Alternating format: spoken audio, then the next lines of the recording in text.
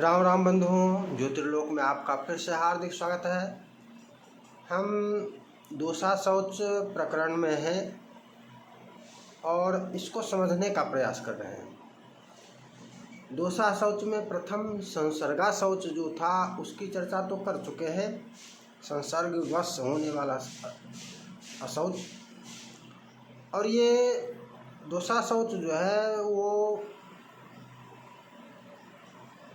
संसर्गा शौच, जिसमें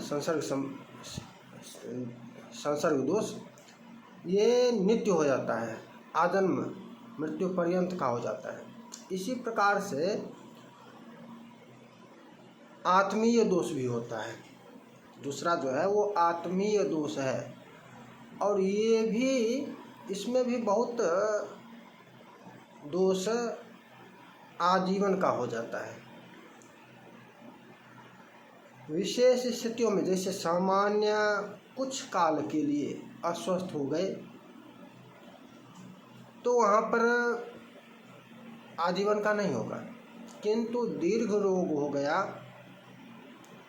रोगग्रस्त ही हैं, प्रतिदिन औषधि भक्षण ही कर रहे हैं, औषधि को तो छोड़िए, वो दवा वो इंजेक्शन जो अशुद्ध है, बहुत बड़ा वर्ग इसमें आ जाएगा। इसको बड़ा गंभीर है। और वैसे लोगों के लिए जो उमाशंकर पांडे जैसा जोशीमठ वाला बहुत उछलता कूदता है, राजनीतिक वक्तव्य में राजनीति करने में लिप्त हो गया है और मठ का आचार्य बना हुआ, घोषित किया हुआ स्वघोषित है, कभी इन विषयों को चर्चा करता है जो करना चाहिए। बहुत बड़े वर्ग यदि आत्मीय दोष की भी चर्चा, जैसे संसर्ग दोष की चर्चा में उसमें शहरी अधिकांश नगर के वासी, उसमें महानगरों के वासी अधिकांश उसमें चले जाएंगे। इसी प्रकार से आत्मीय दोष की यदि चर्चा करें तो इसमें बहुत सारे लोग, बहुत बड़ा वर्ग इसमें समाहित हो जाएगा।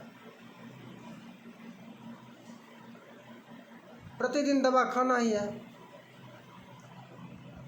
अब ऐसा कौन सा रोग हो गया है? बीपी भी ऐसा रोग हो गया, शुगर भी ऐसा रोग हो गया, सब कुछ ऐसा हो गया कि नित्य रोगी हो गए,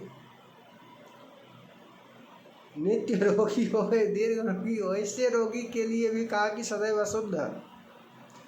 अशुद्ध होते हैं। ये इस आत्मीय दोष हो गया। यदि दीर्घ रोग से ग्रस्त हैं,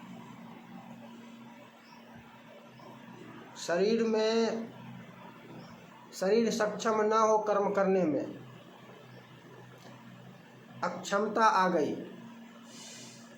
अक्षम हो गए कर्म करने में, तो वो अशुद्ध हो जाता है। चल नहीं सकता, चलने के लिए सहारा चाहिए, वो अक्षम हो गया ना, कर्म करने में सक्षम ही नहीं है। निवृत्ति, कर्म से निवृत्ति भी इसकी हो गई, ये दोष भी हो गया अशौच संबंधी। किंतु जिसने आजीवन किया है उसके लिए कर्म से निवृत्ति हो जाएगी यहाँ पर, कि अब उसको आवश्यकता नहीं है। जैसे व्रतादि में सामान्य नियम है, बाल, वृद्ध, आतुर, रोगी इत्यादि के अतिरिक्त नियम, बच्चों के लिए ये नियम नहीं, बूढ़ों के लिए नियम नहीं, और अस्वस्थ व्यक्तियों के लिए नियम नहीं, उनको मुक्त कर दिया गया। किंतु यहाँ पर उनके लिए है जो आस्था रखते हैं, वृद्ध हो गए, बालक की आस्था है किंतु बालावस्था में है, आस्थावान हो गया, बालावस्था में, तो आवश्यकता नहीं है, उसको नियम पालन करने की आवश्यकता नहीं है, मुक्त है। रोगी हो गया, अस्वस्थ हो गया, तो उसको भी मतलब वो करता है, धर्मात्मा है, धर्माचरण करता है, किंतु कुछ काल के लिए रोगी हो गया तो उस उतने काल के लिए वह मुक्त है। अथवा दीर्घ काल तक उसने किया, बाद में दीर्घ रोग से ग्रस्त हो गया, तो वहाँ पर ये दोष उसके लिए ऐसा है कि वो कर्म संबंधी दोष हो गया कि भाई अब तुम कर्म में प्रवृत्त नहीं होगे। ये दोष अशौच का ऐसा हो गया कि अशुद्ध, तुम्हारी अशुद्धि ऐसी है कि अब तुम कर्म में प्रवृत्त नहीं होगे। दीर्घ रोग से ग्रस्त हो गया, असमर्थ हो गया। एक पक्ष समझ गए। ये हुआ कि आप शारीरिक रूप से असमर्थ हो गए कर्म में। असमर्थ हो गए तो करेंगे कैसे, और नहीं कर सकते तो अशुद्ध रहेंगे, दोष हो गया। अब दूसरा प्रकार है इसमें, और ये प्रकार बड़ा ही भयंकर है, सबको इस पर विचार करना होगा। कहा गया है अर्थातुरानाम न सुहृन्न मित्र, अर्थातुरों के लिए कोई सुहृद नहीं, कोई मित्र नहीं होता है। दूसरा जो है इसमें अर्थातुर है, आत्मीय दोष में अर्थातुर हो जाना। और आज का समय, वर्तमान काल, सबको अर्थातुर ही बनाया जा रहा है।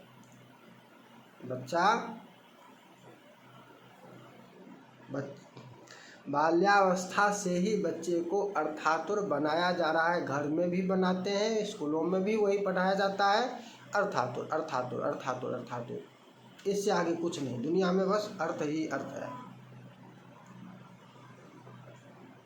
अर्थ इसमें और भी है, ये आगे बढ़कर, इससे थोड़ा आगे बढ़कर मात्र अर्थातुर होना और अर्थ के लिए लोभवश स्वयं या पुत्र पत्नी परिवार के लिए भी उत्पीड़न करना। उत्पीड़न ये दो प्रकार से होता है, धर्म नहीं करो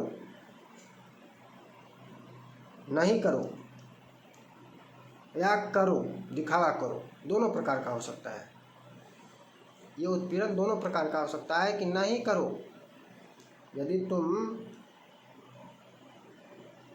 धर्म में इतना समय व्यतीत करोगे, घंटा 2 घंटा 3 घंटा, तो हमें अर्थ की हानि होगी, इसलिए नहीं कर सकते हो, नहीं करने देंगे। उत्पीड़न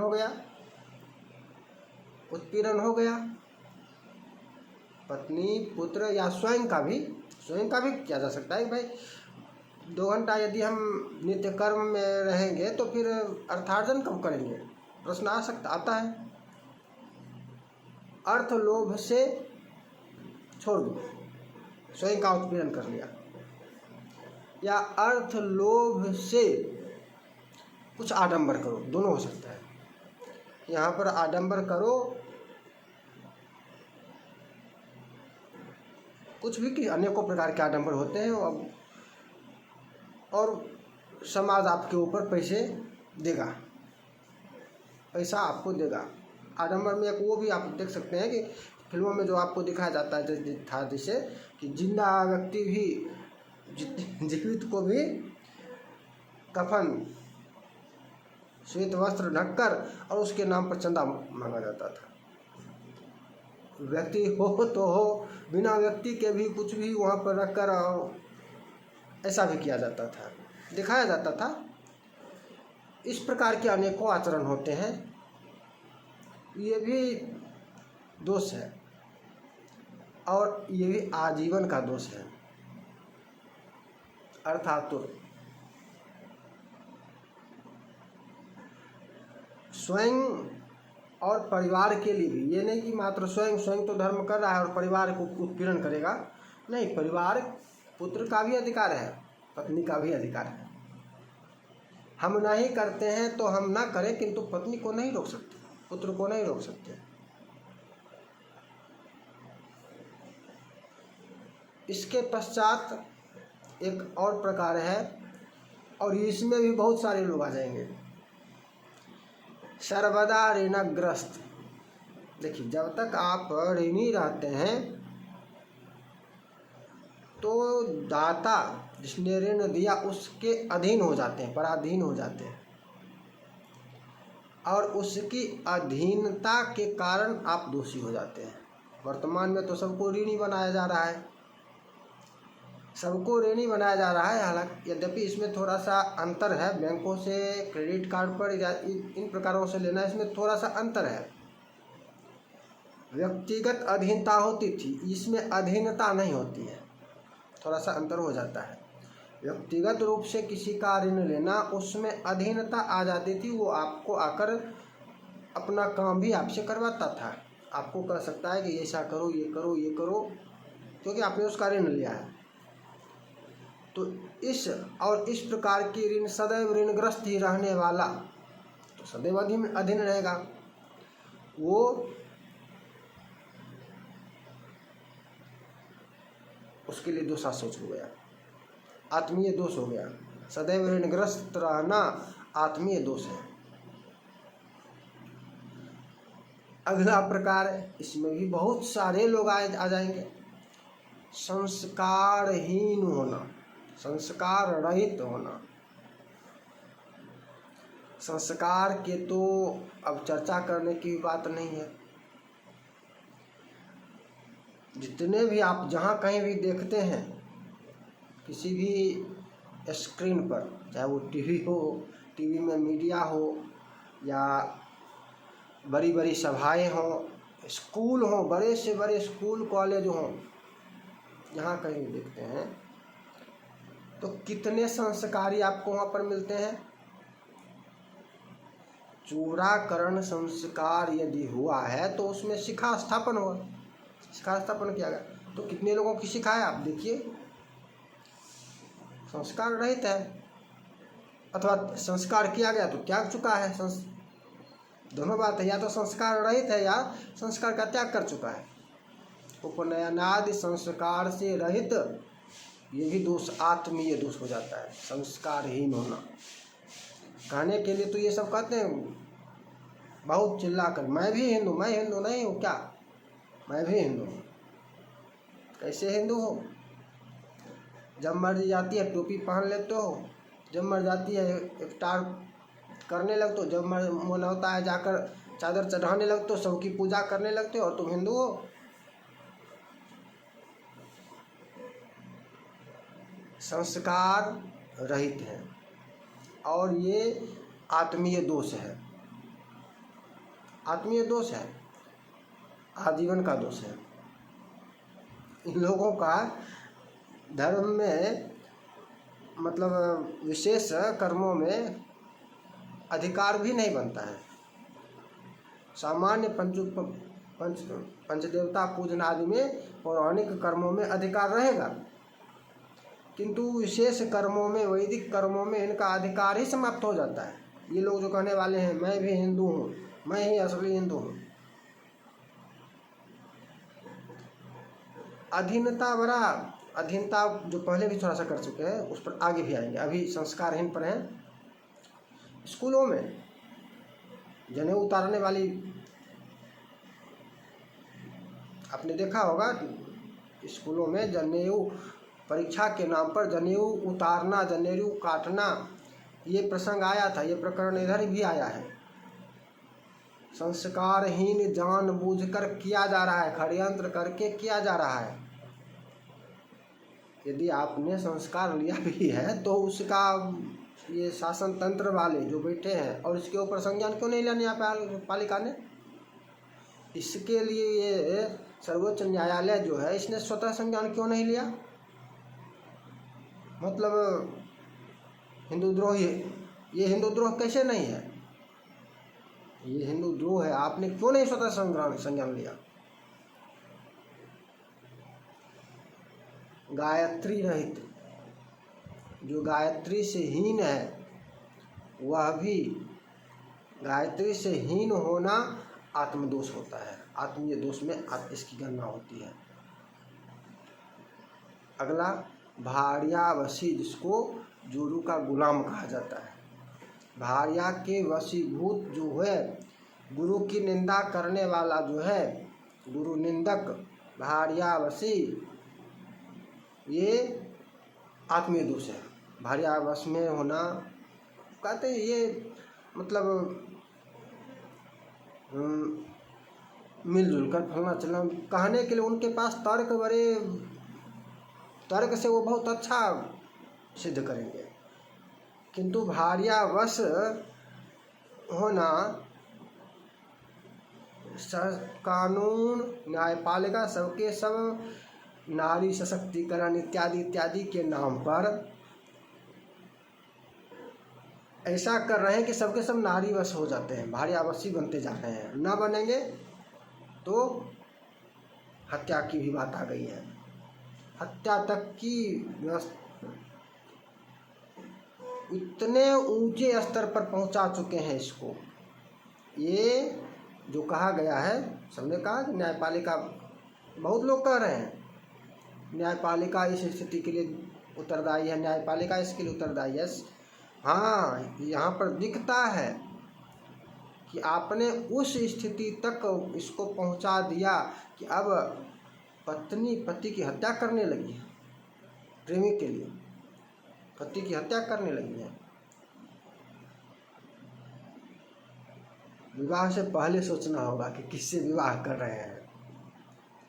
बच्चों का विवाह जब करना हो तो उस परिवार, और ये लोग कहते हैं लव मैरिज, प्रेम मैरिज, एक दूसरे से कौन देखेगा, कौन समझेगा कि इसमें कौन सा संस्कार है, इस लड़की में इस लड़के में क्या संस्कार है, इसके परिवार, इसका निर्णय कौन करेगा? दोनों के परिवार वाले ही करेंगे ना। स्वतंत्रता स्वच्छंदता दे रहे हो। विवाह के समय देखना होगा कि किस घर से ला रहे हैं, और यहीं पर अच्छा ये सबक मिल रहा है कि आप इससे संभलें, बच्चों को समझाएं कि इस प्रकार से जीवन समाप्त हो सकती है। ये तुम्हारे हित में नहीं है, ये समाज के हित में नहीं है, ये राष्ट्र के हित में नहीं है। ये जो लव मैरिज वाला आ गया है, स्वेच्छाचार, स्वच्छंदता, दुराचार, इसको दुराचार कहिए, स्वेच्छाचार भी नहीं, ये दुराचार है। स्वेच्छाचार तो वो है कि बहुत निंदित कर्म ना हो, मन मर्जी से धर्माचरण करते हैं, वो स्वेच्छाचार है। ये तो दुराचार है ये जो, और न्यायपालिका करवा रही है। कितना डरेगा लोग, जो है सच सो है। तो भार्यावश में होना, भार्या की जोरों का गुलाम होना, ये आत्मीय दोष हो जाता है। ये आत्मदोष में इसकी गणना होती है।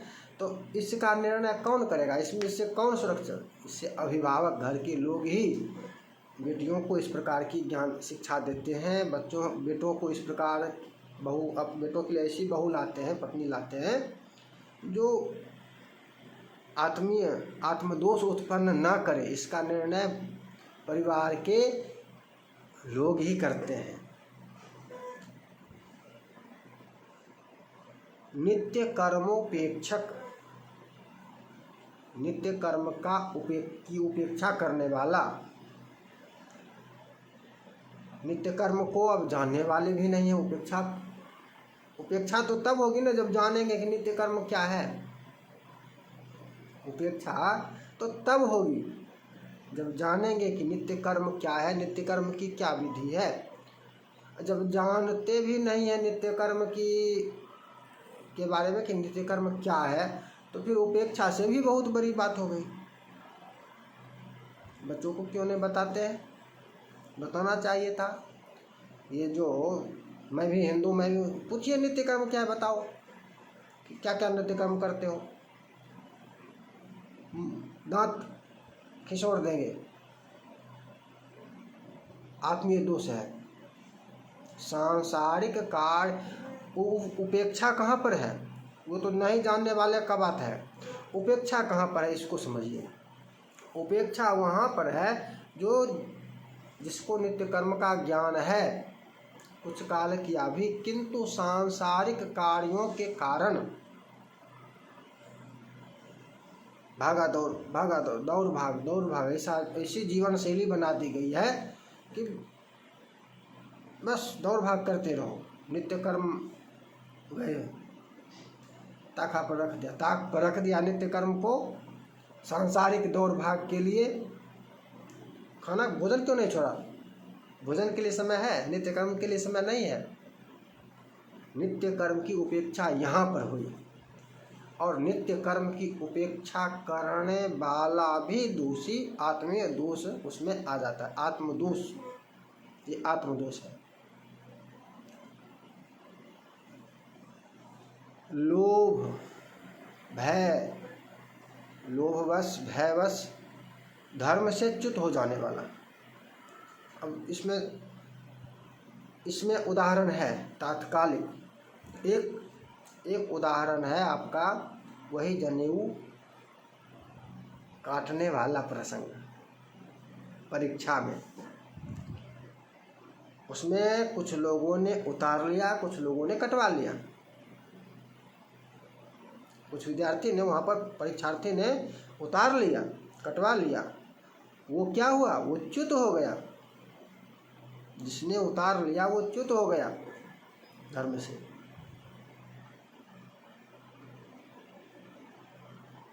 भयवश हुआ, लोभवश हुआ, जैसे भी हुआ।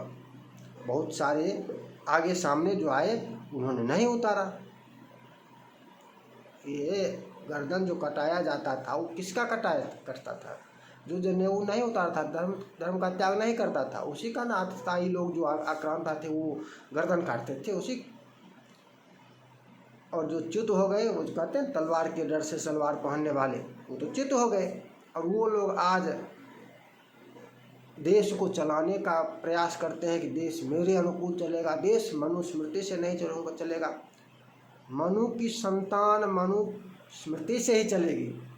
मनु की संतान मनुष्य है, और मनुष्य जो है तो मनुस्मृति उसके लिए क्या है बताओ?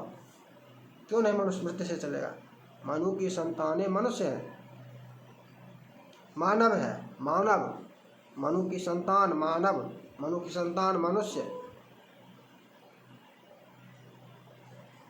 दानवों के लिए मनुस्मृति नहीं है। जो लोग मनुस्मृति का विरोध कर रहे हैं वो दानव है, मानव नहीं है। तो वो तो कहे, जो दानव है वो तो कहेंगे ना कि मनुस्मृति से देश नहीं चलेगा, मनुस्मृति को जलाएंगे, फाड़ेंगे, करेंगे। मनुस्मृति का जो विरोध करता है वो दानव है, वो मनु का वंशज नहीं है, मनुष्य नहीं है। उसको मनुष्य देखने में 2 हाथ 2 पैर 2 आँख 2 कान, देखने में मनुष्य जैसा लगता है, मनुष्य है नहीं, वो वैचारिक रूप से दानव है। उसके प्रति मानवीयता नहीं रखनी चाहिए। तो ऐसे लोग सदैव, ये आत्मदोष है। खड़गे फड़गे जो है बार बार कहता है देश मनुस्मृति से नहीं चलेगा। तुम मनु के वंशज नहीं हो तो तुम्हारे, तुम दानव हो, तुम दानव हो तो तुम ये ऐसा वक्तव्य देते हो मनुस्मृति से देश नहीं चलेगा। यदि मानव होते तो तुम्हारे लिए मनुस्मृति पूजनीय, नित्य पूजा करने वाली ग्रंथ है। मनुस्मृति के यदि वंशज हो, मनुष्य के यदि वंशज हो तो मनुस्मृति का तुम ऐसा तिरस्कार कैसे करोगे? मनुस्मृति का तुम तिरस्कार करो, इसका मतलब तुम दानव हो, मानव नहीं हो। मनु का वंशज ही मानव कहला सकता है, मनुष्य कहला सकता है। मनु का जो वंशज नहीं है वो मनुष्य नहीं कहला सकता है, वैचारिक रूप से भी। तो लोभ अब है तो कुछ न कुछ तो कारण है। लोभ है, भय है, चाहे वोट का लोभ हो, सत्ता का लोभ हो, या घर जो उसका गांव जला गया था उसका भय हो, जो भी हो, भय भी। तो लोभ से, भय से, धर्म से च्युत जो हो जाता है वो भी आत्मदोष में उसकी गणना होती है। धर्म से च्युत हो जाना। अब देखिए, जान प्राण बचाने उसकी बड़ी, कलमा पढ़ लिया जिसने वो बच गया, जिसने कलमा पढ़ा पहलगांव में वो उसको छोड़ दिया, वो बच गया। तो इसने क्या किया?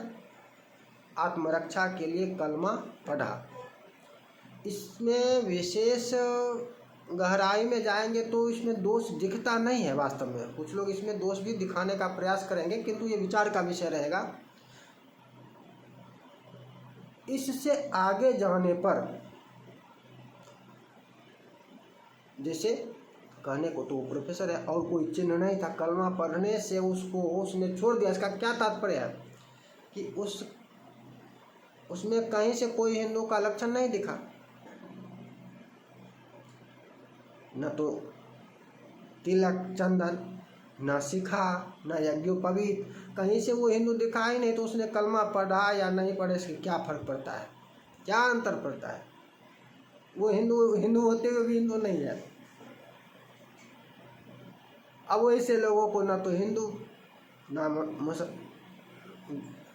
गैर हिंदू, अहिंदू, ना हिंदू कह सकते हैं ना अहिंदू, वो अहिंदू ही है, वो हिंदू नहीं है, सनातनी नहीं है, हिंदू हो सकते हैं।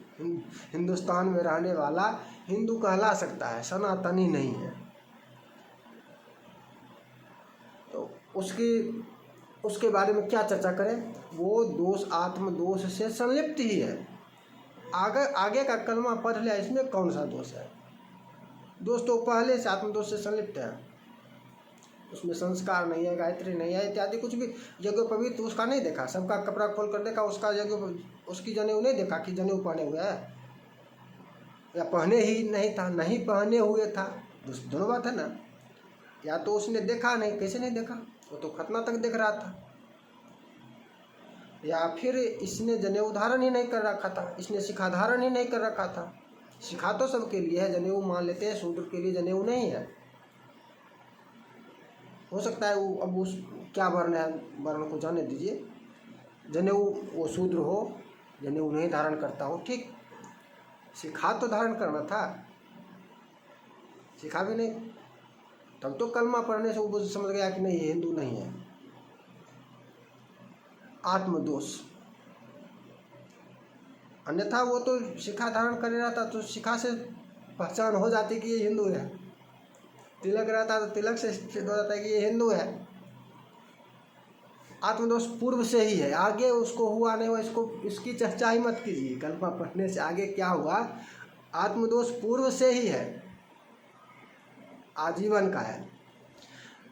तो लोभ, भय इत्यादि के कारण, अब ये नेता लोग, वोट लोभ से कभी भी कोई भी दिखता है कहीं कुछ? नेता लोग, ये लोग सदैव आत्मदोष में लिप्त हैं। इन लोगों की चरण वंदना सज्जन धर्म जानने वाले धर्मात्मा पुरुष नहीं करते हैं, चाहे किसी भी पार्टी का हो। ये लोग बहुत विचित्र स्थिति में है और धर्म का ज्ञान भी देते हैं, क्योंकि दूरदर्शन पर तो इन्हीं को, जहाँ भी आपको देखना जाए मीडिया, तो इन्हीं के पास सदैव जाती है। दिखाया धर्म का उपदेशक भी यही बन जाते हैं, धर्म ऐसा है, धर्म ऐसा है, धर्म ऐसा है, धर्म। वो सफाई वाले भी गुंडे आते हैं धर्म का उपदेश देने के लिए। सनातन ये कहता है, सनातन वो कहता है, अहिंसा परमो।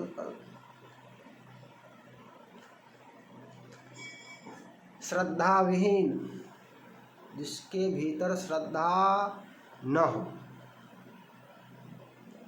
श्रद्धा न हो, जैसे आपने देखा होगा जिसका नाम बानो लगाया जाता है, बंगाल वाली ममता। एक बार आपने देखा होगा, पूजा करने गई थी किसी मंदिर में, शिवलिंग पर माला चढ़ाना, माला ऐसे फेंक दे, श्रद्धा नहीं है। श्रद्धा विहीन आडंबर करते थे। श्रद्धा विहीन होना भी दोष है, आत्मदोष है। श्रद्धा का ना होना आत्मदोष है, और आजीवन का दोष ये होता है।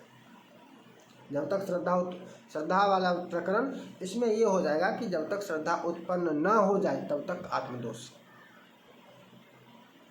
श्रद्धा विहीन एक उदाहरण और दे देता हूँ, यद्यपि चर्चा लंबी हो गई है। आप बहुत स्थानों पर देखते होंगे कि ये सब कुछ नहीं है, लोगों के मुख से वक्तव्य आपको मिलता होगा, ये सब कुछ नहीं है। तो क्या है? तो बाप दादा करते आए हैं इसलिए कर रहे हैं। श्रद्धा विहीन है, आत्मदोष है, उसमें आत्मीय दोष है, अशुद्ध है, उसको करना ही नहीं चाहिए, उसको उसका कोई लाभ नहीं होने वाला है। इसी प्रकार से नित्य दान विमुख बहुत लोग आपको देखने को मिलते होंगे। नित्य दान तो अब वास्तव में नहीं है, व्यवहार में नहीं दिखता है, किंतु यदि साधु महात्मा आते थे तो कुछ लोग ऐसे भी होते थे कि वहाँ पर उनको आए हुए अतिथि को भी, साधु सन्यासी को भी दो बात कहकर फटकार कर भगा देते थे, नहीं देते थे। दान तो नहीं देते थे, वो तो कोई बहुत बड़ा दान लेने नहीं आते थे, सीधा मात्र कुछ थोड़ा बहुत उनको भी फटकार के भगाने वाले कुछ लोग मिलते थे।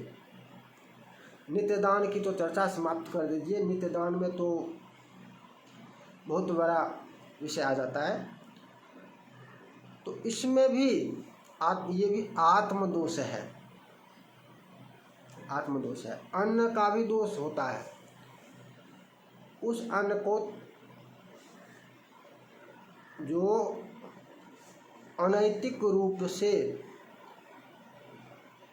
ग्रहण किया गया है, उसका भक्षण करने से आत्मदोष उत्पन्न हो जाता है, अन्न दोष भी हो जाता है। इस प्रकार से अनेक प्रकार के आत्मीय दोष है, किंतु चर्चा लंबी हो गई है और इतने में भी आप लोग भी दुविधा में पड़ गए होंगे कि भाई आत्मदोष इतना क्या विचार करें, कैसे विचार करें, क्या करें। इतना करेंगे फिर श्रद्धा की भी समाप्ति हो जाएगी। विचार तो करना होगा, नहीं कैसे करेंगे, करना होगा, नहीं कैसे करेंगे। आपको ड्यूटी करना है, सरकार की अधीनता करनी है, ठीक है, उसमें नित्य कर्म का लोप कैसे होगा, नित्य कर्म का लोप कैसे होगा, धर्म का लोप कैसे होगा। आप क्यों नहीं, आप नौकरी के लिए जनेऊ का त्याग क्यों करेंगे, कैसे करेंगे। आपको ये बोलना होगा कि हम नौकरी तो करेंगे लेकिन जनेऊ का त्याग नहीं करेंगे, शिखा हम धारण करेंगे, शिखा रखेंगे, तिलक लगाएंगे। नौकरी करने का तात्पर्य कहाँ से है कि तिलक नहीं लगाएंगे, शिखा नहीं रखेंगे, जनेऊ नहीं रखेंगे। रखेंगे, क्यों नहीं रखेंगे, नहीं रखेंगे तो आत्म दोष आ गया। यदि आपने वो शर्त ऊपर में जो आपका बैठा था, जिसने शर्त लगा दिया आपके ऊपर कि ये सब नहीं करोगे, और आपने स्वीकार कर लिया, लोभ के कारण, भय के कारण आत्मदोष आ गया। अब आप ये मत कहिए कि मैं शुद्ध हूँ, पवित्र आत्मा हूँ, उपदेश धर्म का मत कीजिए। ऐसे लोग ही उपदेश करने वाले बहुत सारे आ रहे हैं, बहुत सारे ऐसे ही लोग आपको टीवी पर धर्म का उपदेश देते हुए देखते हैं। वो विवेकवा श्रीवास्तव जो नाम से है, विवेकवा, वो भी धर्म के बारे में प्रवचन देने लगता है कभी कभी, जो कि नास्तिक है, अधर्मी पापी। कभी कभी विधर्मी लोग भी धर्म सनातन के बारे में उपदेश देने लगता है, जो सनातन का विरोधी है। तो स्थिति तो विचित्र है, लेकिन चर्चा नहीं करेंगे ऐसा नहीं है, चर्चा तो करेंगे। जानना तो आवश्यक है, जानेंगे तब तो इस पर आगे फिर प्रयास करेंगे। आज की यही चर्चा थी, फिर मिलेंगे नई चर्चा के साथ। जय जय श्री राधे।